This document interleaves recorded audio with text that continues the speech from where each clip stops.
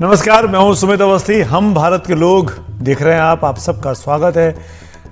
लोकसभा चुनाव के पहले देश में राज्यसभा की कुछ सीटों के लिए 56 सीटों के लिए चुनाव होने वाले हैं और माहौल पूरा देश का चुनावी कर दिया है इन 56 सीटों के चुनावों ने। कहने को 2 या 3 राज्य ऐसे हैं जहां पर पोलिंग होगी, जहां पर इकट्ठे चुनाव सब आदमी जीत जाएं, ये तय नहीं हुआ है। लेकिन सोनिया गांधी का जैसे कि राजस्थान चले जाना राज्यसभा में, वो ये इशारा कर रहा है कि क्या गांधी परिवार का यूपी से पलायन हो गया है, क्या भारत की राजनीति में एक नया अध्याय लिखा जा रहा है इस बहाने से। क्या अब गांधी परिवार यूपी में अमेठी रायबरेली में लौटेगा, नहीं लौटेगा, ये एक बहुत महत्वपूर्ण सवाल इस राज्यसभा के चुनावों ने खड़ा कर दिया है। दूसरी महत्वपूर्ण चीज जो खड़ी कर दी है कि साख की लड़ाई इसको बना दिया है भारतीय जनता पार्टी के 2 फैसलों ने। आज बीजेपी ने 2 बहुत अहम फैसले किए। बीजेपी ने यूपी में और कर्नाटक में एक एक्स्ट्रा कैंडिडेट मैदान में उतार दिया और उस एक्स्ट्रा कैंडिडेट के मैदान में उतर जाने से यूपी में समाजवादी पार्टी का जो तीसरा उम्मीदवार है उसके चुने जाने पर सवाल खड़े हो गए हैं, तो वहीं कर्नाटक में कांग्रेस के जो तीसरे उम्मीदवार हैं उनके चुने जाने पर सवाल खड़े हो गए हैं, क्योंकि अब वहां पर वोटिंग होगी। इसीलिए मैं बार बार हम ये कह रहे हैं कि ये जो चुनाव है, उच्च सदन की जो लड़ाई है, ये दरअसल साख की लड़ाई हो गई है। बीजेपी ने ये तय कर लिया है कि विपक्ष के सभी उम्मीदवार नहीं जीतने चाहिए, इक्का दुक्का ही सही, लेकिन जितनी सीटें उनसे खींच सकते हैं उतना हमको कर देना चाहिए। 27 फरवरी को चुनाव होगा, उसी दिन नतीजे आएंगे, तब पता लगेगा कि इन 56 सीटों में क्या बीजेपी अपने मंसूबे में कायम हुई या विपक्ष ने उसको धराशायी कर दिया। लेकिन फिलहाल के लिए आज से लेकर 27 तारीख तक ये चर्चा जरूर रहेगी कि ऊंट किस करवट बैठने वाला है। बीजेपी ने उत्तर प्रदेश और कर्नाटक में एक अतिरिक्त उम्मीदवार खड़ा कर दिया है और जैसा कि मैंने कहा, सपा और कांग्रेस एक उम्मीदवार का चुने जाने पर अब सवाल खड़े हो गए हैं। बीजेपी ने जो उसका कोटा है उससे ज्यादा एक उम्मीदवार इन दोनों राज्यों में उतार दिया है। कर्नाटक में जेडीएस की उसने मदद ली है, तो उत्तर प्रदेश में अभी जो निवर्तमान सांसद थे और एक बड़े रियल एस्टेट कारोबारी हैं संजय सेठ, जो कि अभी तक सांसद भी रहे, उनको 8वें उम्मीदवार के तौर पर मैदान में उतार दिया है। बीजेपी ने 7 उम्मीदवार पहले ही घोषित कर दिए थे। आज नाम घोषित करने का आखिरी दिन था नामांकन का, उसके ठीक पहले संजय सेठ ने नामांकन कर दिया। वैसे ही कर्नाटक में डी कुपेंद्र रेड्डी, उनको उम्मीदवार बना दिया है भारतीय जनता पार्टी और जेडीएस ने मिलकर, और वहां पर कांग्रेस के जो 3 उम्मीदवार है, खासकर अजय माकन जो कि दिल्ली से भेजे गए कर्नाटक से चुने जाने के लिए, उनका चुनाव अब कहा जा रहा है कि फंस सकता है, क्योंकि ये दोनों ही शख्स, चाहे वो कुपेंद्र रेड्डी हो या फिर संजय सेठ हो, ये धनाढ्य वर्ग से आते हैं, इनके पास मोटे बैग्स हैं और ऐसे में इन लोगों का चुनाव में अब दूसरी पार्टियों के अंदर सेंधमारी करना आसान हो जाता है। संजय सेठ तो सपा में रह चुके हैं, सपा के लोगों को जानते हैं, तो क्या क्रॉस वोटिंग करा पाएंगे। इसी तरीके से कुपेंद्र रेड्डी, कांग्रेस में उनके बहुत सारे दोस्त हैं, क्या वो वहां से अपने लिए वोट खींच पाएंगे। क्या होगा 27 तारीख में, ये आगे आपको बताएंगे। ये सब कुछ क्यों हो रहा है, पहले वो आंकड़ा समझ लीजिए। दरअसल राज्यसभा के चुनाव बहुत दिलचस्प हैं। बीजेपी का अभी तक राज्यसभा में मेजॉरिटी नहीं है, इसीलिए बीजेपी एक सीट के लिए मेहनत करती दिखाई देती है, किसी ना किसी तरीके से मुकाबले को दिलचस्प बनाती है। तो 27 फरवरी को चुनाव में 56 सीटें हैं। एनडीए की जो सीटें हैं, अगर जैसा जैसा कोटा है वैसा ही वैसा होता रहा, उसी के मुताबिक नतीजे आए, तो 117 से बढ़कर 118 हो जाएंगी। लेकिन ये 2 चुनाव जो मैं कह रहा हूं, यूपी में और कर्नाटक में, अगर बीजेपी विपक्ष से छीन लेती है तो ये 118 से ऊपर भी आंकड़ा जा सकता है, 119, 120 तक। ऐसे ही आईएनडीआई की बात करें तो उनकी सीटें 91 हैं, उतने ही रहने के उसके आसार है। लेकिन अगर ये 2 चुनाव हार गए तो 90 या 89 पर आ सकते हैं। अन्य की सीटें 31 से घटकर 30 होने के आसार हैं, जैसा कि समाजवादी पार्टी का चुनाव यूपी में अब तीसरी सीट के लिए फंस गया है। बात यूपी की कर रहे हैं, यूपी के आंकड़े आपको दिखा देते हैं कि क्यों राज्यसभा की उत्तर प्रदेश की जंग बहुत दिलचस्प है। साख की लड़ाई है सत्ता पक्ष के बीच में और विपक्ष के बीच में। 10 राज्यसभा की सीटें चुनी जानी है, जिसमें 7 का कोटा भाजपा का है आसानी से जीतने वाला, और 3 का कोटा सपा के पास है मोटे तौर पर, और वो जीत भी सकते हैं, उनके पास नंबर भी हैं। लेकिन आज बीजेपी ने 8वें उम्मीदवार का नाम का ऐलान कर दिया, संजय सेठ, जैसा कि मैंने आपको बताया, उनको मैदान में उतार दिया है। अब सपा की ऐसे में तीसरी सीट फंस जाएगी। होता क्या है, चुनावों में आपको अपने कैंडिडेट को वरीयता देनी पड़ती है कि वरीयता 1 पर आप किसको वोट कर रहे हैं, वरीयता 2 पर किसको वोट कर रहे हैं, वरीयता 3 पर किसको वोट कर रहे हैं। वोटिंग सिर्फ विधायक करते हैं, पब्लिक नहीं करती है। इन विधायक को नंबर 1, नंबर 2, नंबर 3 लिखना पड़ता है। तो नंबर 1 तो अमूमन जीत जाता है, इसमें 2 भी जीत जाएगा, पर क्योंकि तीसरा जो कैंडिडेट है वो कौन होगा, अब ये तय करना अखिलेश यादव के पास है कि किसको वो सामने रखना चाहते हैं। संजय सेठ के आलोक रंजन जो कि फॉर्मर रिटायर्ड अधिकारी रहे, रामजी लाल सुमन जो कि फॉर्मर मेंबर ऑफ पार्लियामेंट रहे, या फिर जया बच्चन। ऐसे ही कर्नाटक की बात की जाए तो कर्नाटक में एक सीट जीतने के लिए 46 वोट चाहिए होते हैं विधायकों के। कांग्रेस के पास 135 विधायक हैं, बहुत बड़ा नंबर है। 3 अन्य का उसको समर्थन प्राप्त है। 3 राज्यसभा की सीटें कांग्रेस आसानी से जीत सकती है, इसीलिए कांग्रेस ने 3 उम्मीदवार वहां उतारे, अजय माकन, नासिर हुसैन और जीसी चंद्रशेखर।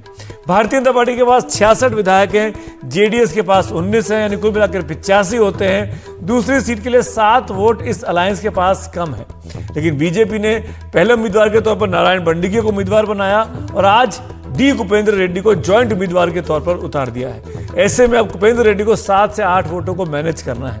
कुपेंद्र रेड्डी, जैसे मैंने कहा, धनाढ्य वर्ग से आते हैं, क्रॉस वोटिंग करा सकते हैं, ये मादा वो रखते हैं। अब क्या होगा, इस पर बहुत दिलचस्प ये चुनाव हो गए हैं। इस पूरे राज्यसभा चुनावों में एक और बहुत इंटरेस्टिंग चीज है, बीजेपी ने अपने बड़े बड़े केंद्रीय मंत्रियों को राज्यसभा में नहीं भेजा है, उनको राज्यसभा की कंफर्टेबल सीट से बाहर कर दिया है। ये चेहरे आपके सामने, राजीव चंद्रशेखर, मनसुख भाई मांडविया, धर्मेंद्र प्रधान, ये ऐसे लोग हैं जिनको चुनावों में बीजेपी उतारने की तैयारी करी है। 7 मंत्री हैं जो अभी मोदी सरकार में मंत्री हैं, राज्यसभा में थे, लेकिन इनको जाहिर तौर पर अब ये तय कर दिया गया है कि आपको अगर चुनावी राजनीति में रहना है तो लोकसभा का चुनाव लड़ना होगा, क्योंकि राज्यसभा के नॉमिनेशंस आज पूरे हो चुके हैं। पुरुषोत्तम रूपाला एक और ऐसे मंत्री है, भूपेंद्र यादव एक और ऐसे नाम है, नारायण राणे एक और नाम है, ज्योतिरादित्य सिंधिया एक और नाम है, जिनको अब चुनाव लड़कर संसद में पहुंचना होगा। ये बहुत दिलचस्प बातचीत हो गई है। मेरे पास 2 खास मेहमान हैं, उनके साथ चर्चा को शुरुआत करूंगा। दोनों वरिष्ठ पत्रकार हैं।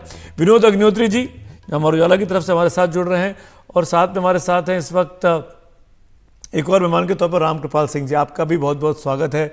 आप नवभारत टाइम्स के संपादक रह चुके हैं, आप दोनों का बहुत स्वागत करता हूं मैं। बहुत दिनों के बाद आपसे मुलाकात हो रही है, उम्मीद करता हूं आप लोग ठीक होंगे, स्वस्थ होंगे। अब पहला सवाल रामकृपाल जी मेरा आप ही से है, और वो ये कि क्या यूपी में, क्योंकि आप यूपी की राजनीति में पकड़ रखते हैं, गांधी परिवार का क्या पलायन का वक्त आ गया है यूपी में? क्या आपको क्या लगता है? देखिए, मैं इसे पलायन तो नहीं कहूंगा, लेकिन एक यथार्थ ये है, एक तो सोनिया जी ने आज जो चिट्ठी लिखी है वो सही भी है कि जिस तरह से स्वास्थ्य उनका है और जो सारी चीजें हैं, लेकिन अंदर की एक सच्चाई ये भी है। देखिए, 2019 की बात छोड़ दीजिए, 2022 का जो चुनाव हुआ उसमें अगर आप देखें तो कांग्रेस, चाहे वो अमेठी हो, रायबरेली हो, दोनों जगह पे कांग्रेस 3rd पोजीशन में रही है। और ऐसा नहीं है कि 2022 में अभी भी चुनाव हुआ है, 24 में डिपेंड सारी चीजें ये करती थी कि समाजवादी पार्टी से अभी ये भी नहीं हुआ है कि कांग्रेस का कोई अलायंस हुआ है। तो निश्चित तौर पर एक दुविधा की स्थिति तो है गांधी परिवार के लिए उत्तर प्रदेश में। और अगर प्रियंका जी को वहां उतारा जाता है तो भी डिपेंड ये करेगा कि समाजवादी पार्टी उनके लिए वॉकओवर करती है, देती है उनको कि नहीं देती है। लेकिन अगर समाजवादी पार्टी अलग हट भी जाती है तो भी आप समझ लीजिए कि जो 2022 का भी असेंबली के चुनाव हुए थे उसमें सारा जो देख करके ये लगता है कि कांग्रेस वहां पे वो स्थिति में नहीं है। अब ये ठीक है, चूंकि परिवार आज उनकी एक बहुत मार्मिक अपील भी रही है रायबरेली के लोगों से, अब कुछ भी हो सकता है। लेकिन जो हालत है वो तो ये है कि बिल्कुल कांग्रेस के लिए अब जो वेट सोनिया गांधी और राहुल गांधी का था, अगर राहुल गांधी अमेठी से नहीं आते हैं मान लीजिए, और प्रियंका रायबरेली से लड़ती भी हैं, तो भी वो चीज नहीं रहेगी जो सोनिया गांधी और राहुल गांधी एक जमाने में जब दोनों चुने जाते थे वो स्थिति नहीं होगी। बहुत इंटरेस्टिंग बात आप कह रहे हैं रामकृपाल जी। और गांधी परिवार के लिए ये इमेजिन करना आम आज की वोटर के लिए कि अमेठी, रायबरेली और यूपी जैसी जगह पे गांधी परिवार नहीं दिखेगा। लेकिन इसी चीज़ को आगे बढ़ाते हुए विनोद जी, मैं आपसे ये जानना चाहता हूँ, और शायद आप उस पर हमसे बेहतर रोशनी डाल पाएँ। जिस तरीके से यूपी में संजय सेठ साहब का नॉमिनेशन दे दिया है भारतीय जनता पार्टी ने आज आखिरी दिन पे, क्या आपको लगता है कि सपा के लिए भी चिंता की बात हो गई है? क्योंकि संजय सेठ साहब तो सपा में थे, सपा के सांसद रहे, सबको जानते हैं और वो धनाढ़ वर्ग से आते हैं, कारोबारी आदमी हैं। कितना मुश्किल होगा और कौन फंसेगा? किसका चुनाव, रामजी लाल सुमन साहब का या आलोक रंजन का? देखिए सुमित जी, पहले थोड़ा सा एक दो लाइन में जरा रायबरेली अमेठी वाले पे बोलना चाहूंगा जी। कि ऐसा नहीं है कि पहली बार गांधी परिवार का कोई उम्मीदवार रहा नहीं हो सकता है या नहीं है। 1980 में जब इंदिरा गांधी ने रायबरेली छोड़ा था, मेडक सीट से वो उन्होंने रिटेन की थी, तब अरुण नेहरू वहां से लड़े थे और वो जीते थे। और इसी तरह 84 में शीला कौल लड़ी थी। फिर 1991 में राजीव गांधी की मौत के बाद अमेठी से सतीश शर्मा लड़े। बाद में 96 में जो है सतीश शर्मा जो है वो चले गए वहां, रायबरेली से लड़े और जीते। तो कुल मिलाकर के ये पहले भी बीच बीच में स्टॉप गैप अरेंजमेंट्स गांधी परिवार की तरफ से होते रहे, गैर गांधी वहां से आते रहे हैं। तो इस बार भी अगर मान लीजिए प्रियंका जी लड़ती हैं और राहुल जी अमेठी से न लड़के किसी को लड़ाते हैं, तो वो स्टॉप गैप अरेंजमेंट ही माना जाना चाहिए, क्योंकि मुझे नहीं लगता कि गांधी परिवार रायबरेली और अमेठी छोड़ेगा। ये मेरा अपना थोड़ी बहुत जानकारी भी है और थोड़ा वो है। बाकी रामगोपाल जी ने कहा बिल्कुल ठीक है, पार्टी की स्थिति इस वक्त बहुत कमजोर है उत्तर प्रदेश में, तो ऐसे में बहुत सोच समझ करके और बहुत सारे कील काटे दुरुस्त करके ही वो मैदान में उतरेंगे। अब राज्यसभा चुनाव की अगर बात है, पर एक चीज, तो सॉरी मैं बीच में काउंटर कर रहा हूं आपको विनोद जी, सोनिया गांधी जी जो अगर रायबरेली लड़ती तो उनके लिए चुनाव जीतना अपने दम पर, अपने काम पर, अपनी लोकप्रियता पर ज्यादा आसान रहता, बजाय प्रियंका गांधी की जो बिल्कुल अभी पहली बार अगर लड़ती हैं। तो आपको नहीं लगता? दूसरी बात, क्या सोनिया गांधी जी का चुनाव के वक्त में दूसरे स्टेट में शिफ्ट हो जाना ये कांग्रेस के ओवरऑल कार्डर को, यूपी की तो मैं बात ही करता हूं, लेकिन ओवरऑल कार्डर को डिमोरलाइज नहीं करेगा? देखिए उत्तर प्रदेश में डिमोरलाइज होना और मॉरलाइज होने कोई फर्क कांग्रेस में पड़ना नहीं है। जिस पार्टी की 2 सीटें हो विधानसभा में, अगर बहुत मॉरल बढ़ा भी दे सोनिया गांधी तो कितना फर्क पड़ जाएगा। इससे बेहतर है राजस्थान के काडर का मॉरल बढ़ जाए, जहां अभी भी 40% ज्यादा वोट है कांग्रेस पार्टी का, और हो सकता है अगर मॉरल बढ़ जाए तो कुछ लोकसभा सीटें निकल जाए। तो मुझे लगता है उस हिसाब से राजस्थान जाना उनको ज्यादा ठीक है। उत्तर प्रदेश में लड़ती भी रही सोनिया गांधी और राहुल गांधी, तो कौन सा कांग्रेस पार्टी को बहुत बड़ा जो है फायदा मिल गया। तो इसलिए मैं कहता हूं उस दृष्टि से। तो मैं संजय सेठ वाली बात जहां तक है, देखिए उत्तर प्रदेश में पहले भी राज्यसभा चुनाव फंसते रहे हैं इस तरह से, और उसमें कई बार धनपति आकर के इस तरह चुनाव को प्रभावित करते रहे हैं। कभी कभी कांग्रेस पार्टी ने एक बार बिरला जी को भी चुनाव लड़ाया था, आपको बताएं, उत्तर प्रदेश से, रामपाल जी को याद होगा। और दिलचस्प बात यह है कि वो चुनाव हार गए थे। हाँ, तो ऐसा नहीं है कि धनपति हमेशा जीते ही जाते हैं। तो इस बार कौन फंसेगा? संजय सेठ के सामने कौन फंसेगा? सुमन साहब के आलोक रंजन, मुझे लगता है आलोक रंजन। पूछिए क्यों? क्योंकि जया बच्चन वीवीआईपी कैंडिडेट है समाजवादी पार्टी के लिए, और रामजी लाल सुमन जो है पुराने समाजवादी है, दलित चेहरा है, तो उनको भी श्योर और अच्छे वक्ता है।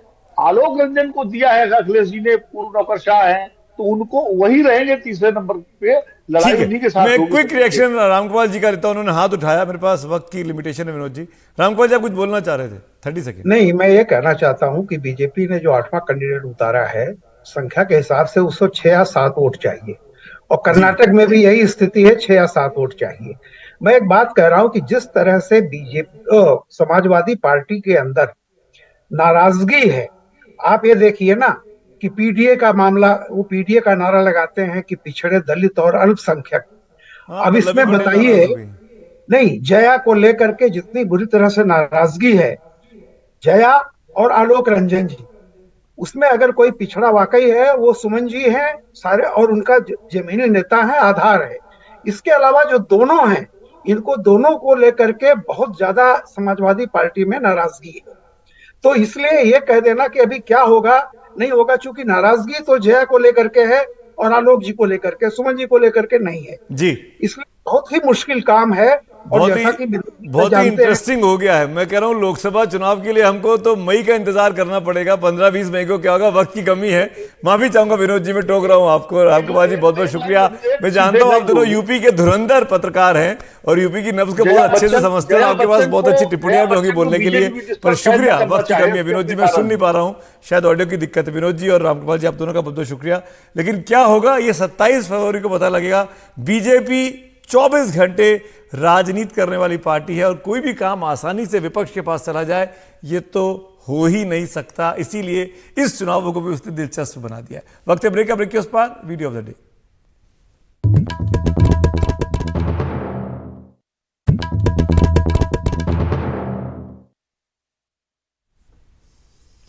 और अब बारी है हम भारत के लोग में वीडियो ऑफ द डे की। बहुत ही दिलचस्प वीडियो आपके लिए हम आज लेकर आए हैं। एक वीडियो वायरल है इन दिनों सोशल मीडिया पर। स्कूल में बच्चों की हाथापाई को देखकर एक टीचर उन बच्चों के बीच में गए, उनको छुड़ाते हुए उनको लगा कि बच्चों के बीच आपस में लड़ाई हो गई है, झगड़ा हो गया है। और फिर क्या हुआ इसको देखिए। इसमें बच्चों ने प्रैंक खेला, जैसे लड़ रहे हो आपस में, गुत्था गुत्था हो गए हो। जब मास्टर साहब पहुंचे तो उनके पास, बच्चों के पास गुलदस्ता था। बच्चों ने अपने टीचर को जन्मदिन मनाया, हैप्पी बर्थडे सेलिब्रेट किया, टीचर को मुबारकबाद दी और गुलदस्ता पेश किया। ये खूबसूरत सा वीडियो आज सोशल मीडिया पर वायरल है।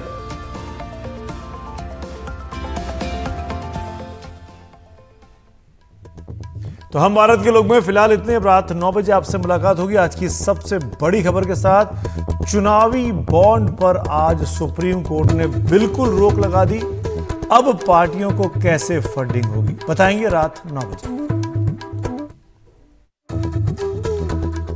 तो आज के लिए फिलहाल हम भारत के लोग में इतना ही। कुछ देर बाद देखिए हॉट टॉपिक।